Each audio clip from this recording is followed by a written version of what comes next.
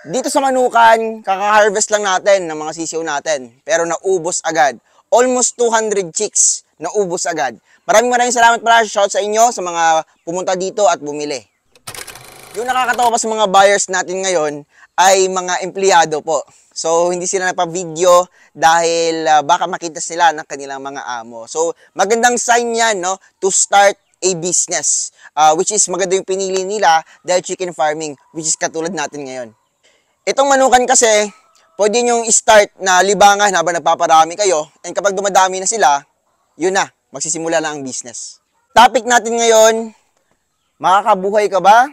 Or okay na ba kapag nakabenta ka ng isang manok sa isang araw? Kakabili ko na naman ng ating patuka, which is meron tayong Gallimax 21, Integra 4000 para sa mga breeders natin na hinahaluan natin ng crack corn saka hammered corn. Ito yung nabili ko po sa mga agrivets, itong mga branded. At ito naman mga crack corn saka hammered corn is nabili ko sa gilingan mismo. So ngayon, nag-prepare na po si Papang sa mga patubig natin dito sa mga breeding pens natin. Dahil pagkatapos niyan, magpapakain na rin tayo sa ating mga alaga. Puwasan na naman ang breeding pen number 3 natin, number 2, dahil meron na namang bumili dito. So ito, magpapakain na rin si Papang ng ating mini mix na feeds na napakaganda. So meron na po itong King's Beta Plus, no, na mini mix na namin. Yan, no, may crack corn, hammered, pellets, branded na feeds, at may pang-grower feeds din. Yan yung pinapakain namin sa aming mga native chickens, no? Ganyan na po kaliit.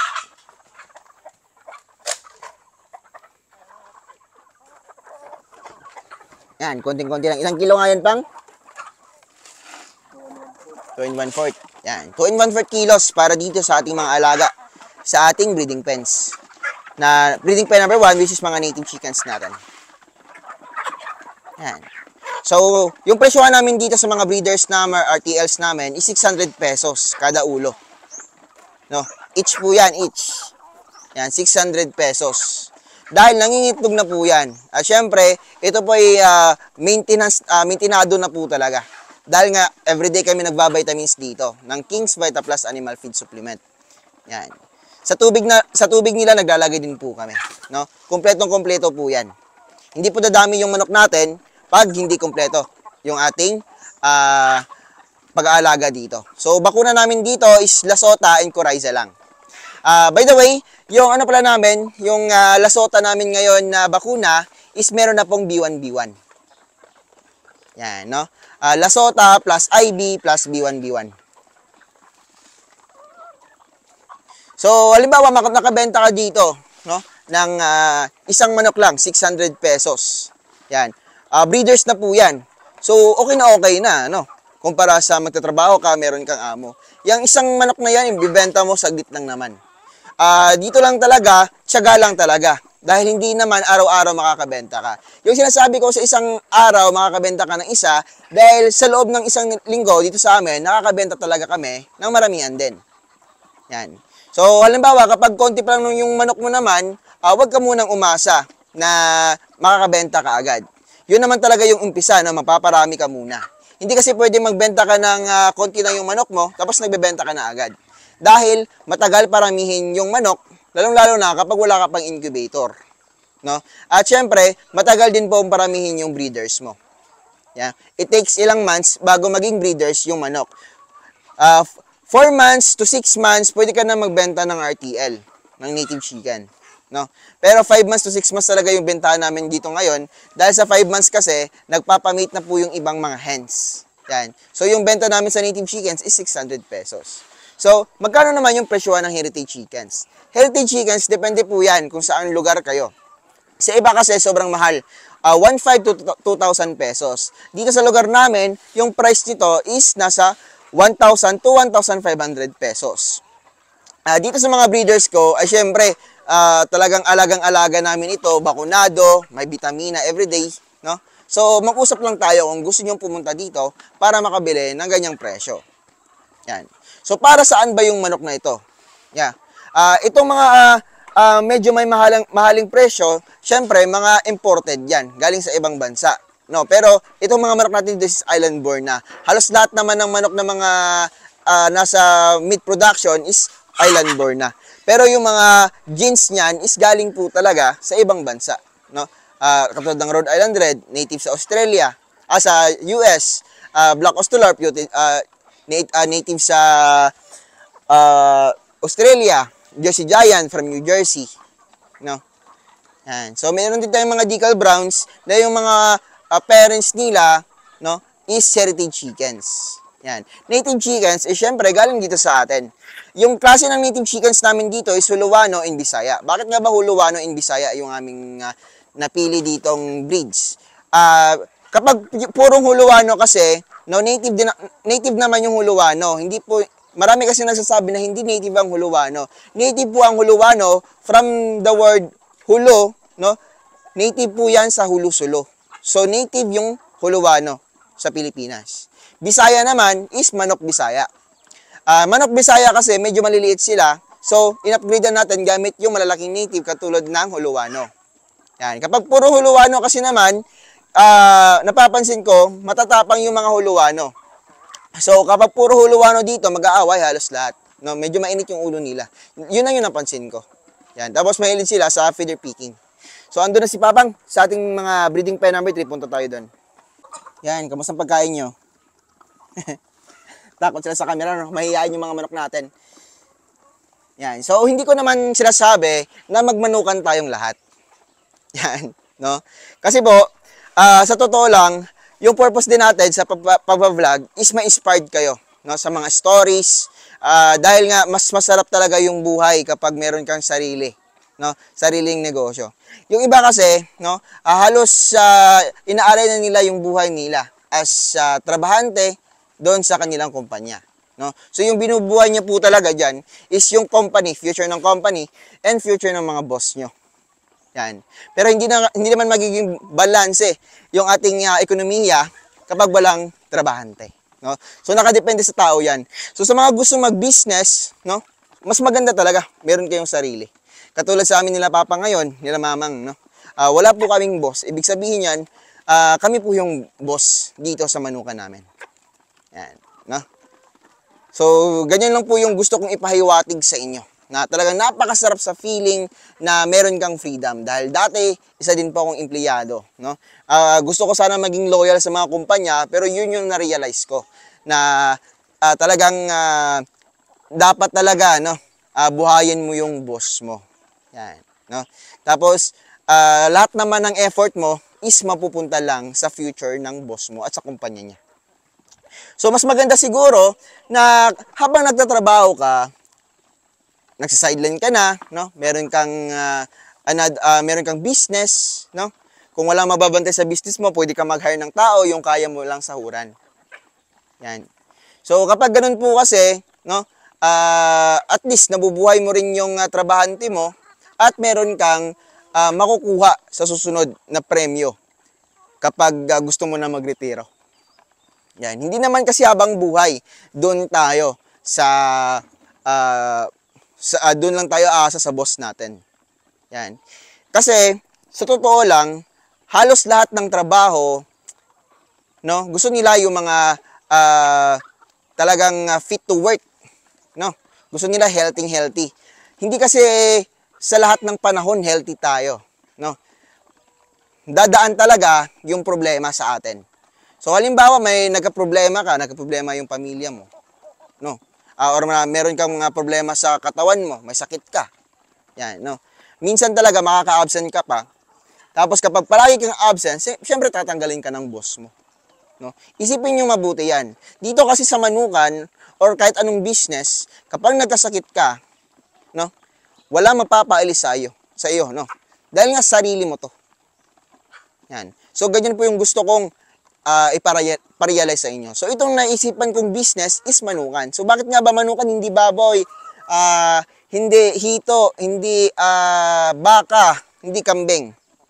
Native chickens, no? Meron bang livestock na pwedeng paramihin mo everyday? No? Siyempre, manok yung naisip ko. Manok, kapag meron kang incubator, may nangingitlog dito everyday. So, pwede mong i-load yun. Kapag naglo-load ka everyday ng itlog, everyday din po yung harvest ng mga sisiyo. So, everyday ka pwede magbenta ng sisiyo. Ganyan lang po kadali. No? Hindi kailangan ng malaking area, hindi kailangan ng magandang pabahay, hindi sobrang magandang pabahay, no? Hindi konkrito. Okay na po ito sa mga manok natin, no? Net lang po yan, no? Baka kasi, baboy hindi pwede kapag net lang. Pwersado yung baboy tsaka baka. Manok, kayang-kaya ng net. Poste ng kawayan, kayang-kaya. No? Ganyan lang po kadali. Yung kailangan lang talaga dito is lupa. So yung lupa naman, investment naman yan. Habang tumatagal, nagmamahal yung lupa. So halimbawa, gusto mo na mag-quit after 10 years sa pagmamanok. Pwede mong ibenta yung lupa. No? Mahal na yung presyo at that time, 10 years. No? Nagmamahal ang lupa every year. Lagi niyong tandaan yan. No? So walang masasayang dito sa pagmamanok. So ano naman yung nanghihina na manok? Siyempre, pwede niyong katayin kung gusto niyo. No? Mas maganda, alaga niyo yun. Alam niyo na maganda yung pinapakain niyo. So kapag ganun, siyempre, may ulam ka. No? Siyempre, meron naman talaga nangyayari niyan dito. May mortality pa rin kahit breeders natin. Siguro sabihin natin sa isang buwan, merong isa. No? So makakaulam ka talaga ng manok. Kung gusto mo ng itlog, everyday, pwede kang mag-ulam ng itlog. Umaga, tanghali, hapon, pwede kang mag-ulam ng itlog. Ganyan kaganda dito. No? So, lagi niyong tandaan, para sa akin, ito yung isa sa pinaka-the best na business. Itong pagmamanok. Yan. Kasi everyday may kumakain ito. Halos lahat ng religion kumakain ito. Baboy, baka, hito, tilapia, may mga ano kasi yan, no? May mga religion na hindi kumakain ng ganyan. So, para sa akin, ito, talagang pwedeng-pwede sa lahat ng religion. Hindi din ibang livestock yung napili ko dahil isipin nyo, hindi ako gumamit dito ng hollow blocks. No? Hindi ako gumamit ng bakal. Yung bakal lang dito is yung yero. Yan. Yung mga nails. No? Mga pako. Yun lang yung bakal dito. Yung semento dito, yan lang. Poste lang. Yan. Tubigan nila, PVC lang. No? So, ganyan lang po yan dito. No? Mahal yung materyales kapag ibang livestock. So, kapag mahal kasi yung materyales sa livestock na napili mo, syempre, kasali yon sa ROI mo, no? Or return of investment. So, medyo matagalan. Dito kasi, no, gastos ko nga dito is 9,000 to 10,000 pesos. No, kasali na po yung pugad. Yan, 9,000 to 10,000 pesos. Kada isang bahay. No? So, ilang manok lang yan. Saglit na saglit lang. Balik agad yung investment mo. Dito, meron tayong mga bagong pisa. Yan, papansin nyo, medyo, ano na siya, may mga balahibo-balahibo na, at meron na rin mga sounds. So, buksan natin, no? Kahit saglit lang. So, ito'y kaninang umaga lang na pisa. So, ika-28th day kasi nito. Ngayon. Yan, no? So, napakaganda ng aming hatcher, no? Dahil nga, calibrated talaga to. Every pag-load namin, kinakalibrate po namin yan dito sa hatcher namin. So, yung hindi lang namin palaging kinakalibrate dito, which is itong ating setter. So, 64% yung ating, or 62% na lang, oh. Kasi binuksan natin. Tapos 39 degrees Celsius, 39.3 kanina. Yan. So, kapag lumalabas na po yung sisyo, dinadaw na namin yung temperature. Yan. Pero yung humidity, same pa rin. Yan, bumababa na, 38.9. So, yung iba, lumalabas na. Yan, no? Mga anak ko ng Jersey Giant, black. Yan, black Australorp. Ito, hybrids. Yan. So, every kwarto, merong mga numbers yan para malaman namin kung ano yung, anong breeding pen sila galing. So, dito, meron kaming, dito po kami sumusunod, no? Sa aming mga hygrometer. Which is meron tayong analog, meron po tayong digital. Mura lang po yan. No? So, isara na natin. No? Kasi, ano pa lang yan? First day na may na-hatch. So, minsan dito, 18th day, 19 days, 20 days, napipisa. Napapansin namin dito, 18 days, 19 days, meron nagka-cracks. Which is super good dahil nga napakaganda ng calibration natin. So, soon, magkakalibrate ako. No? Siguro mapapaschedule ako kung merong gusto magpa-calibrate. So, kayo na bahala sa akin. No? Yan. Yan. Siyempre, ilang oras din po yung pag-calibrate. Tatakbo yan ng 1 hour to 2 hours kapag ako nag-calibrate. No? At syempre, dadalhin ko po at papabibilang din po kayo ng hygrometer, which is nabibili lang naman yan sa Shopee. So, ako magdadala niyan, tsaka yung analog. Yan. Yung purpose kasi niyan is hindi mahirapan yung mga sisiw natin sa pagbukas ng kanilang itlog. No, kasi nga yung purpose ng humidity is to soften yung ating mga eggshells. So kaya nilang buksan. Yan. So napapansin nyo minsan merong mga sisiw na hindi na naka-hatch. Nakikita nyo pag nakandle nyo, goods na goods yung mga sisiw, pero namamatay sila. Problema kasi noon, hindi tamang temperature, hindi tamang humidity. So, saan ba kayo dapat tumingin? So, dapat talaga meron kayong hygrometer. No? Isa or dalawa, pwedeng ilagay dyan. Kita nyo naman yung temperature dito, 36.6 degrees Celsius. Pero dito sa loob, kanina, no? Sa ngayon, no, 37.8 degrees Celsius. Iba yung temperature sa SCC-1000 at saka dito. Meron kasing times na masyado nang matagal itong STC-1000, nasisira na siya. Tapos, yung halos lahat ng mga gumagawa ng incubator, isang spot lang po yung nilalagyan nila. Ito, papakita ko naman sa inyo ulit kung saan nilalagay itong STC-1000. Napaka-importante malaman nyo ito kasi kapag hindi nyo nalaman ito, no, babagsak yung hatching rate nyo. So, ito yung sensor niya, nakalagay dito sa 3rd level. No? So, yung pinaka-importante kasi para sa akin is yung first level na ma-identify mo siya. So, first level, every level po yan, dahil malaki yung hatcher natin, bumabago yung temperature and humidity every level. So, dito mas mataas. Kaya napapansin nyo kanina, 39.3 yung pagbukas natin sa ating temperature. Yan. No? Yan. So, 39.3 degrees Celsius, dahil nga every layer bumababa na po. Yan, dito sa baba, nasa mga 38.8 na lang, no? Pinakababa siguro nito, nasa mga 37.5, which is, yun yung pinaka kailangan natin, 37.5, no? To 38 degrees Celsius. Yan. So, yun nangyari kasi kapag sunod natin 38 dito, pagdating dito sa baba, 37.5, dito, 36 na lang yan. Yun yung mangyayari. So, ito kasi bagong ano pa lang, bagong hatch pa lang, and kapag halos na-hatch na sila, bababaan na namin yung temperature. Ano ba yung mangyayari kapag na-hatch na lahat, tapos yung temperature mo nasa 39 to 40 degrees Celsius? Siyempre, hahangal po yun, no? Yung mga sisiw nyo, at pwedeng mamatay yung mga sisiw nyo. Yan. No? So, kailangan ko lang yung 39 degrees Celsius hanggang ma-hatch lang sila. At hanggang ma-dry sila. Yun yung technique ko dito, no? So, nakadepende po yan sa inyo kung gagamitin nyo yung technique natin. So, ano ba yung temperature na pwedeng ikamatay ng inyong mga sisiw? Nasa 40.5 degrees Celsius. Mamamatay po yung sisiw sa loob ng itlog kapag ganun kainit. Yan. Pero kapag nagkamali lang naman kayo, saglit lang, no? 30 minutes, okay pa naman.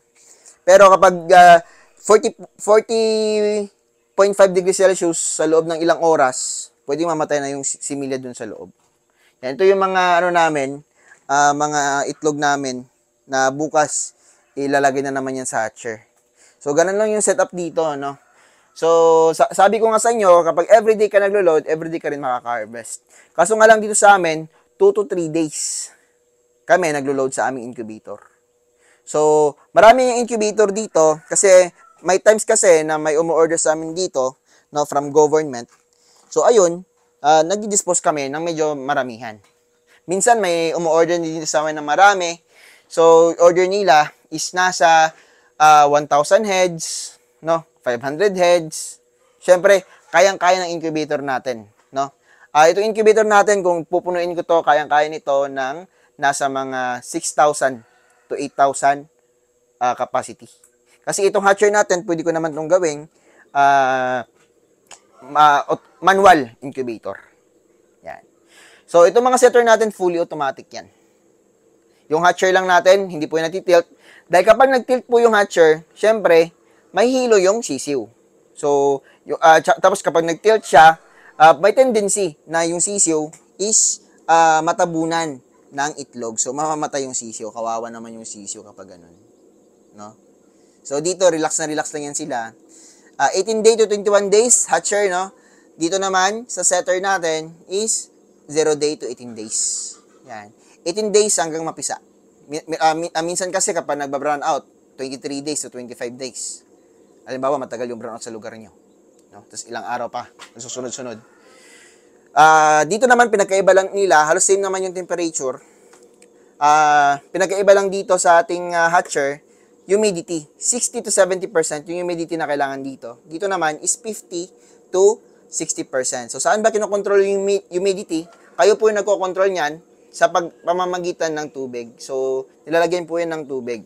So, merong mga lugar na mataas yung humidity. So, mas maganda, meron kayong hygrometer, no? Or humidifier kung tawagin sa iba. Yan.